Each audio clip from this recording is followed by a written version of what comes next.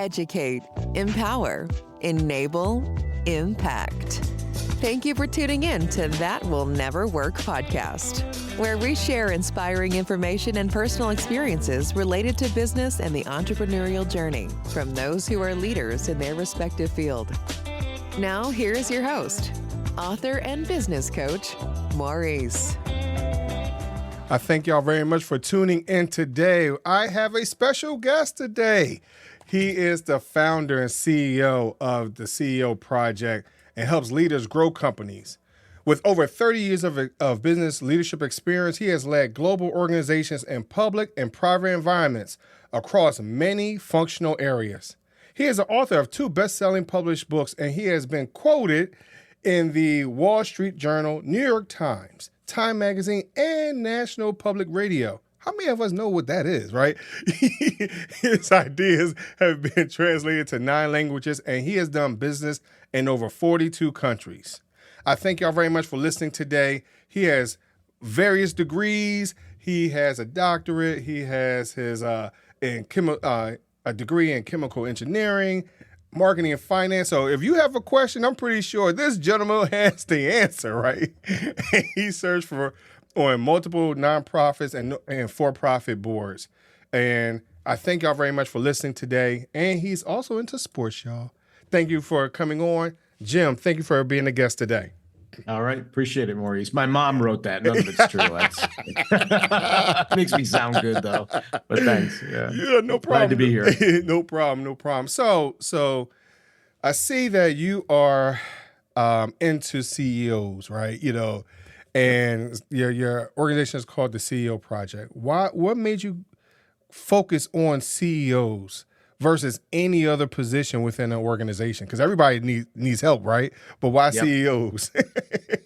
Yeah, I ran a bunch of different companies throughout my career, and it is a hard job. I mean, it is just really, and it's really lonely. Like, there's just very few people you can go to when you got a problem. Like, some issues, can I go to my team? Not really. Can I go to my board? Not really, because that's not a no consequence environment. Like, if you don't know what you're doing, they go, maybe we get another person doing this job, right?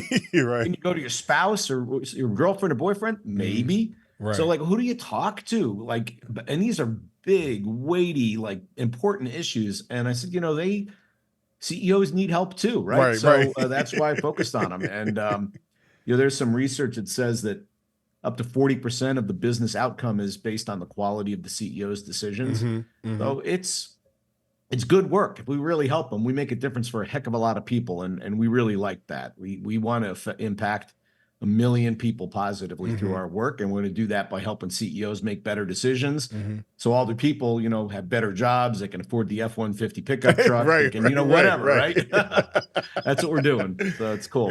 That's cool. So as a CEO, as you stated, sometimes we get caught up in the day-to-day, possibly, right? And we lose track of our mission for the organization, the vision of the organization, or even the value of the organization. We lose track of that because of the day-to-day. Well, how would you encourage someone, a CEO, maybe someone that's just starting out, to make sure that, hey, I stay on track, that I'm meeting what I need to for my organization to grow, whether it's sustainability things or whatever it might be? How can I make sure I stay on track? Yeah, and it is hard. I think it is like time horizons, right? Am I dealing in a 10-minute block, a day, a week, a month? And CEOs should be thinking about 6 months, a year, 2 years, like long time horizons. But when you're busy in that short time horizon, it's really hard to think about the long time horizon, just exactly what you said. All I can say is we coach them to, you got to just stop, preferably at the beginning of the day, pop your head up and say, what's the most important thing I could be working on today? And then block out a couple of hours. I remember as I was running various companies, it's interrupt driven. Everybody wants your time. They want to spend time with you. They want a meeting with you. They want to. So when do you do your work as a CEO? It's really hard. I used to do it I get an hour in the morning and an hour before I went home for dinner. And that was it. All the rest was with other people. So just focus on what's the most important, just remind yourself, and then block out some little chunks of time even a couple hours a day, you're probably ahead of the average if you're spending a couple hours a day on Mm. the highest and most valuable work, and all the rest can go into whatever else you got to do. So So it's hard. so as a CEO, sometimes they look at us as being visionaries also, right? Yep. So not only are we trying to run the everyday, C-suite, board of, answer to the board of directors, things like that, but also trying to put together a plan to move the organization forward. That's not always easy either. So how do we, especially if we don't call ourselves visionaries, some of us are not visionaries, some of us don't know how to put that together. So how would you encourage someone to even be in that lane? Yeah, the visionary word gets used so much. Yeah. I'm a visionary. I see the future, and I'm gonna say so many people just can't do it. It's not Right. easy. Even if you're a CEO, you can't do it. And Right. I always say, I'd rather have A class execution and a B class idea over an A class idea with B class execution. So I think you can inspire people and get them all excited, but if you don't get the work done, I mean, it's not that much fun. It's fairy tale. But so I think CEOs that aren't visionaries go, look, I'm just really good at getting stuff done with people. You can go a long, long, long, long way by just being a good executor. I don't have to be a visionary. I just have to keep plugging at it, persistent, get it done all the time. You'll do just fine. So I think execution just is actually at the premium. Visionary, that gets banged around an awful lot, and I'm not sure how many people really are. Right. But really good executors, they're hard to find. So you can bring an organization to a place and get stuff done. I think most of those companies do very, very well, actually. So you're talking about being an executor, so how could someone develop that type of skill? Because, unfortunately, we have to multitask, Yep. Which can affect our execution, because of, our brain capacity. We don't have enough time in a day, whatever it might be. So how can we develop that skill a little bit better if we're not strong in it already? Yep. And remember, we're talking about a CEO here. So they don't actually do much of the work. What they do is they figure out who's really going to be good at this. They coach them, they work with them, and then they hold them accountable to get the work done. So I'm going to say the way to actually move that ball forward is be a master delegator. Really, really, not really. I mean, Right. And my first book, Great CEOs Are Lazy, a lot of it's about delegation. It's about how do you find the right person? How do you hold them accountable? And if you've got 10 really smart people around you who are getting it done, you're going to look like a genius too, right? So I don't think you have to actually you just have to figure out who the right people are and make sure they understand what they have to do, and then you let them do their thing. You kind of get out of their way, give them the resources they need, and that's how you get things done. It's never just you. If it's just you, you're a really bad CEO. Well, here's my question, and the reason why I'm asking, because even like you said, just something that would seem simple of being able to delegate. But hey, you know what? I don't know people. I don't understand personalities. I don't understand their skill set. I don't even understand what the day-to-day is, in some cases, right? So how can I be a better evaluator, maybe, of those individuals to get the project done or get this completed, whatever it might be? How can I become a better evaluator in that space? Yeah, and this is where like the people skills get really, really important. I don't think there's a CEO on the planet that isn't good with people, Right. And it means like getting to know them, understand how much stress they can take. Are they somebody says, well, I don't know if I can get it done, but then they get it done every time, or are they, what is their composition? What's their motivation? I think the more you can put yourself in someone's shoes and really be them and say, okay, I know Maurice is telling me he's busy as heck. But I also know that whenever I give something to Maurice, he gets it done. Right. Like you just need to spend enough time with your people. So this idea of like a regal CEO, like, I don't really talk to people anymore, right? Like that just doesn't exist, man. I mean, you got to go mix it up. You got to go spend time with people and understand them. That's the only way you're going to be a good delegator. You're going to know what turns them on. You're going to know what they're great at. And then you'll be able to give them work that suits them really, really well. So I think it's all about understanding your people by spending time with them. And some people don't want to get messy like that. They're like, oh, no, I'm clean hands. I don't do that. And that's a mistake. I think you're just not as effective a leader if you don't really understand your people. So we're talking about all these things of maybe time management, making Yep. executive decisions, like you said, being an executor, an evaluator, things like that. All these things that we might fall short in. So in the CEO project, how what everyone else, because I would like for you to explain the CEO project, but in that, understand that in these groups that you may place me in, people that I might meet, things like that, Yep. how would that help me to develop those skills or become more confident that I can get them done? Yep. So a couple of things there. One is we have this whole idea of what we call the kink in the hose, or theory of constraints. And if you think about a garden hose trying to get water out the end of the hose, well, let's say there's a kink in the hose. Well, the only work that's valuable is find the kink and open it up. That's it. Nothing else matters, right? Right. Well, the same thing's true in your business. It's more complex than a hose, but somewhere in your business, there's a kink in the hose that's stopping you from getting the revenue you want, or the profit you want, or serving the right number of clients you want. So what we work with the CEOs on is, let's figure out where your kink in the hose is, and let's figure out how to open up that kink in the hose. You consistently do that, you get a very different result to everybody else that's just kind of randomly going around their business. I think the other thing about a CEO peer group or a advisory board is you've got 7 other really high caliber CEOs around you. You go, man, I like how Maurice does this, or I like how Jim does this. Or you could even ask, like, I'm struggling holding people accountable when I delegate. What do you guys do or gals do? Give me some ideas on how you do it and do it really well. Right. And so there's this sort of sharing is very few places you can go to ask that question. And this is a place you can. So you can get ideas, get held accountable, focus on the most difficult issues in your business. And we find that gets a really great answer for the CEOs and for the companies, and obviously the people who work for them as well. So in these peer groups, just want to dig in just a little bit, right? Yeah. So in these peer groups, because I would think of it as my own personal therapy session. Yeah, it's been called that. It's been called that. group therapy.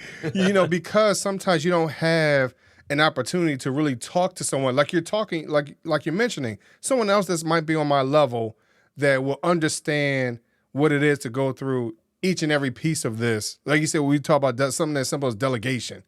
Yep. It sounds simple, but it really isn't. No. So how many people do you find yourself needing a space to really being able to open up to talk about what they're going through? Yeah, look, I'm in the peer group business. My answer is everybody needs this, right? So, but it's not perfect for everybody. Some people, frankly, they think they have all the answers, then, it's not a good place to be. Or people who don't want direct, sort of maybe painful to hear feedback from other people, not good for them. But if you're like open, like, hey, I don't have all the answers. I'm a learner. I'm just trying to understand and get better. It's a great environment. I mean, there's other ways to learn, going to school, taking courses, whatever, on the job, but it's a really powerful way to get better quick as a CEO and then continue to get better. I like to think of it as like part of the infrastructure you build around yourself that goes with you on your journey. There's an old book called Think and Grow Rich. Yes. A lot of your audience probably read this book if they're entrepreneurs. And he talks about mastermind groups, right? A bunch of people that are invested in your success but don't have an agenda. Well, that's a CEO peer group. That's exactly what it is. So this idea is, decades and decades old, and we're just executing it, just exclusively for CEOs at the moment. So what made you start this organization? What was the weakness that you might have seen across the board, or you continue to see? Maybe it's changed from where you started the company to maybe today, but what made you start this process? So I was actually a member of CEO peer groups as I ran various companies. We talked a little bit about me running companies earlier in my life, and I got immense value out of it, like really important value. And I'm like, that's a great business. I mean, I love the learning, I love the people, I love the work. And so when I left my last corporate gig, I was looking at a variety of options. I said, this is a good business. It's not fully penetrated. There's a lot of opportunity in the market. There's a lot of people that don't have CEO peer groups that they're working with. And I said, I can do this and do it well. And so that's what got me in the business. And it's 80% the same as it was when I got started. Same idea, same basic approach. I mean, the way we go to market, the way we find clients, all that stuff with digital marketing and social network, that's all changed. But the basics of what we do with people, pretty similar, actually. It's a universal need, I think. So, and I'm glad you bring that up, because sometimes we get caught up in how other areas are growing versus maybe where we might be, so now we get caught up in trying to compete or not having the same type of revenue and trying to diversify all these pieces. I think listening to what you're saying, that if I were to join a group like this, my own peers, whatever it is, to help encourage me to get to another place, because again, we don't have encouragement. Sometimes we feel like we're on an island. Sometimes we feel like no one else can understand exactly where we are. And to hear what you're saying, like, hey, you know what, the industry or the processes haven't really changed, because we're thinking social media has changed the game. Well, it hasn't necessarily. It just changed, things might be coming out a little faster. Technology make things a little faster, but things haven't changed. It's just marketing. It's a little bit different, but it's just marketing. We've been doing marketing forever, right? Right. It's a different way of doing it. Now, granted, unfortunately, sometimes we have to make a decision, like you said, from marketing perspective. We don't need a whole marketing department, maybe the way we used to, so we have to make those type hard decisions. But I thank you for providing this type of service, because sometimes we really feel left out. Yeah. Yeah. And it's a very, in a really technology driven society, it's a very human offering, like very human connection, real friendship, real support, real applause when you do well. And even, sometimes when you're not doing the right thing, they go, you need to do better, Maurice. And you need to hear that, because who's going to tell you, right? Who's going to tell you? And so, it's funny. People are like, well, how's AI going to affect this business? All technology going to affect this business? And well, it's such a human interaction that it may a little bit, but it won't get rid of it. I don't think. I could be negatively surprised on that one, but at the moment, I think it's okay. I think AI is going to continue to have great lazy CEOs, right? Yeah. If it's good, it'll let them do their job faster, better, cheaper, right? That's what should be doing. Right. But I think sometimes in those situations too, because again, let's go back a little bit when we talk about being a CEO, we are part of the engine that pushes the culture of the organization.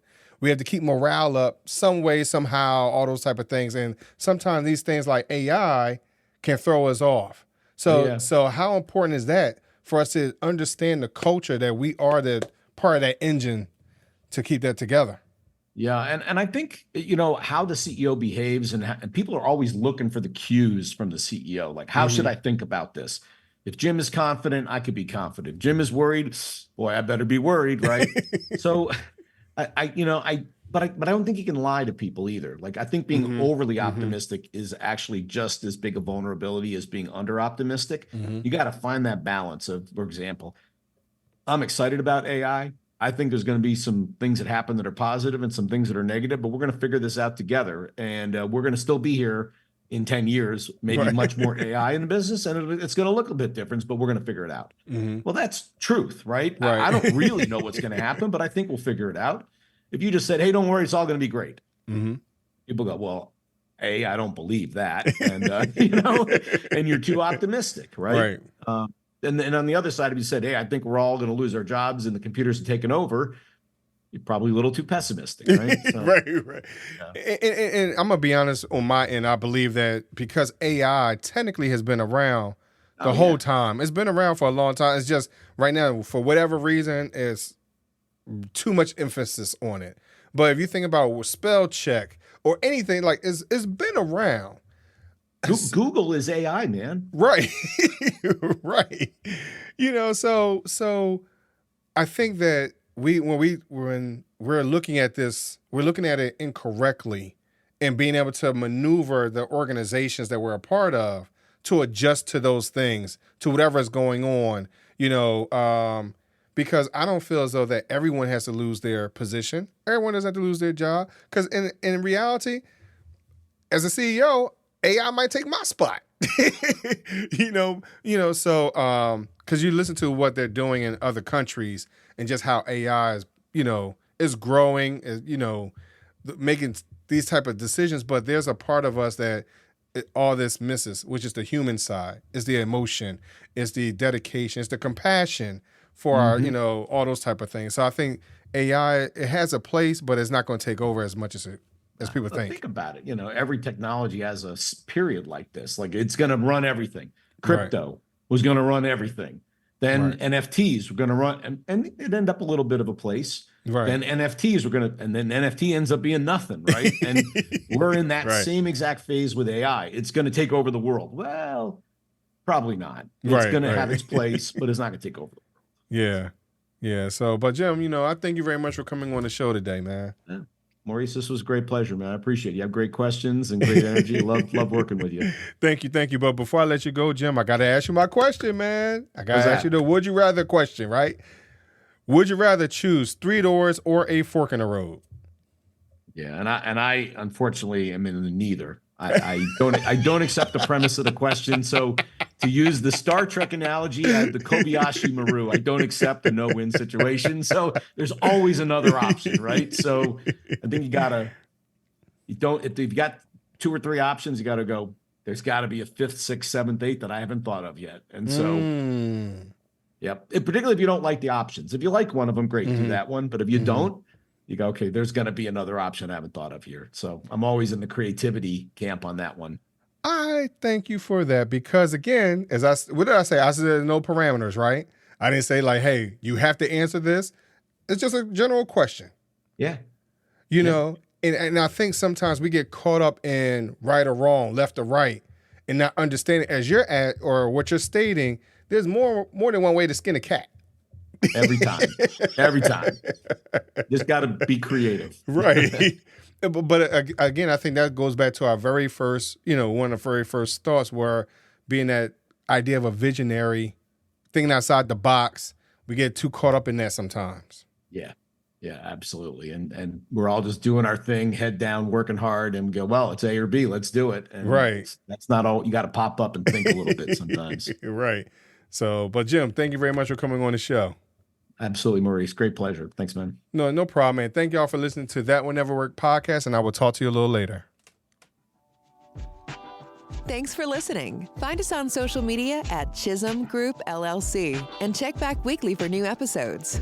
Until next time, that will never work, or will it?